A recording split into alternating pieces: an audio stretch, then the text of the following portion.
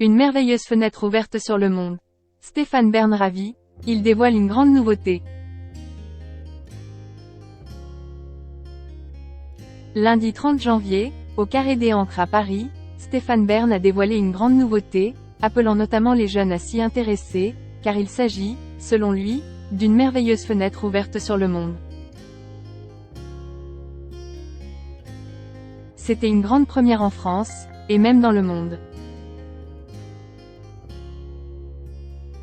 Lundi 30 janvier, au Carré des Ancres à Paris, Stéphane Bern a présenté le timbre PIF de la Poste, qui sera tiré à plus de 700 000 exemplaires entre le 23 et le 25 mars au Salon Philatélique de Paris, première oblitération et donc vente prévue pour le 27 mars.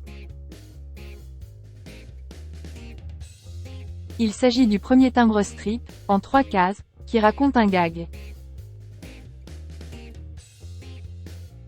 Entre collage et peinture, l'artiste Benjamin Capdevielle a réalisé une performance en live, à l'occasion des 75 ans du magazine de bande dessinée.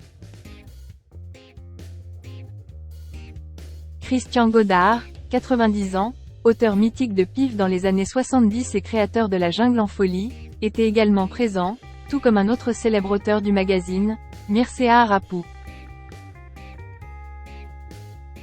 L'univers de la BDA accent grave l'honneur. L'homme politique Frédéric Lefebvre ainsi que d'autres dessinateurs comme Arnaud Irlmarer ou Clem, Placide Museau, ont également répondu à l'appel pour cet événement, qui pour information se tenait au lendemain de la dernière journée du festival de la BDL Angoulême. J'aimerais que ce timbre à l'effigie de PIF attire les jeunes vers la philatélie, art qui consiste à collectionner les timbres. Car le timbre est une merveilleuse fenêtre ouverte sur le monde, a notamment déclaré Stéphane Bern lors de cet événement. Reste désormais à savoir si sa parole sera entendue. À noter que le magazine PIF, en plus d'être innovateur avec ce nouveau timbre, est également très au fait de l'actualité puisque récemment, il interviewait Gilles Lelouch, dans le cadre de la sortie du dernier Astérix, réalisé par son ami Guillaume Canet. L'acteur a notamment révélé qu'il avait failli ne pas participer au tournage, parce qu'il avait peur de passer après Gérard Depardieu, qui a interprété Obélix au cinéma à plusieurs reprises.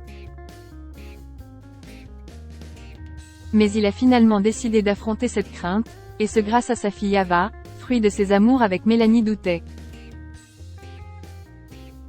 « Tu te rends compte de la chance que t'as ?» lui a-t-elle dit.